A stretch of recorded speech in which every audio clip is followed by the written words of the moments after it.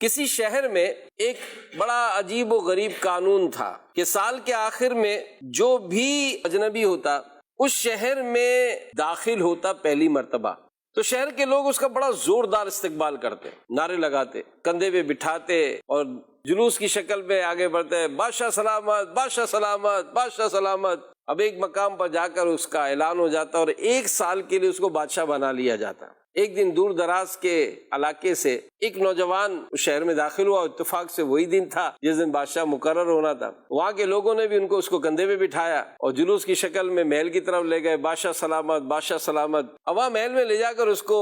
کرسی پہ بٹھا دیا۔ اور بادشاہ جب نوجوان کو کچھ سکون ہوا تو اس نے پوچھا کہ بھائی کیسے لائے؟ تو کہا ہمارے یہ دستور ہے کہ اس دن جو ہے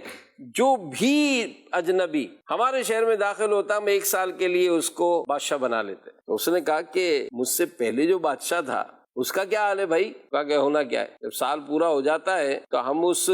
بادشاہ کو ہمارے شہر کے اطراف میں جو ویران جگہ ہے ہم اس کو جنگل میں چھوڑاتے ہیں، جہاں اگر وہ بھوک سے نہ بھی مرے تو زہریلے جانور درندے اتنے وہ چیر پھاڑ دیتے ہیں اس کو، اس طرح وہ ہلاک ہو جاتا ہے۔ اب وہ نوجوان جو بادشاہ کی کرسی پہ بٹھا دیا گیا تھا تھوڑی دیر پہلے تو بہت خوش تھا، لیکن جب یہ واقعہ سنا تو اب اس کی گھبراہٹ شروع ہو گئی، بہت خوفزدہ ہوا، لیکن پھر اپنے آپ کو سنبھالا اور کہنے لگا کہ مجھے وہ جگہ دکھائیں کہ جہاں ہر سال آپ بادشاہ کو چھوڑا۔ اب چونکہ بادشاہ بن گیا تھا، حکم کی تعمیل ہوئی، اس کو لے گئے وہاں پر۔ جب اس نے اس جنگل کو دیکھا، ہر طرح سے جائزہ لیا، اب کیا کیا کہ اس نے اپنی بادشاہت کے دور میں اس جگہ بہت اچھے کام کیے، وہاں آسائشیں مہیا کی گئیں اور شہر سے لے کر جنگل تک بڑی خوبصورت سڑک تیار ہو گئی، سڑک کے کنارے پر کھانے پینے کی چیزیں بنوائیں، دور دراز سے لوگوں کو لا کر اس میں بسایا۔ وہ جنگل جسے دیکھ کر لوگوں کو ڈر لگتا تھا اب وہ بڑا خوبصورت شہر بن گیا، دور دور سے لوگ آنے لگے یہاں پر۔ جب اس کی بادشاہت کا 1 سال مکمل ہوا تو اس نے کہا کہ مجھے بھی چھوڑا وہاں پر جہاں تم لوگ دوسرے بادشاہوں کو چھوڑاتے تھے۔ تو لوگوں نے کہا کہ ہم آپ کو نہیں چھوڑیں گے، ہم آپ کو نہیں چھوڑیں گے، آپ ہمارے مستقل بادشاہ ہیں۔ ہم وہاں ان بادشاہوں کو چھوڑ کر آتے تھے جو اپنی 1 سال کی خوشحال زندگی پا کر آگے کی زندگی بھول جاتے تھے کہ انہیں وہاں بھی جانا ہے جہاں کوئی انسان نہیں، صرف سانپ بچھو درندوں کا ٹھکانہ ہے، جبکہ آپ نے اپنی 1 سالہ بادشاہت میں بعد کی زندگی کو نہیں بھولے اور اس کے لیے پہلے ہی سارے انتظامات کر لیے۔ آپ عقل مند اور دور اندیش انسان ہیں، اس لیے آپ ہمارے مستقل بادشاہ رہیں گے۔ تو واقعی حقیقت ہے، بڑا خوبصورت اس میں لیسن ہے کہ یہ دنیا بھی ہمارا مستقل ٹھکانہ نہیں ہے۔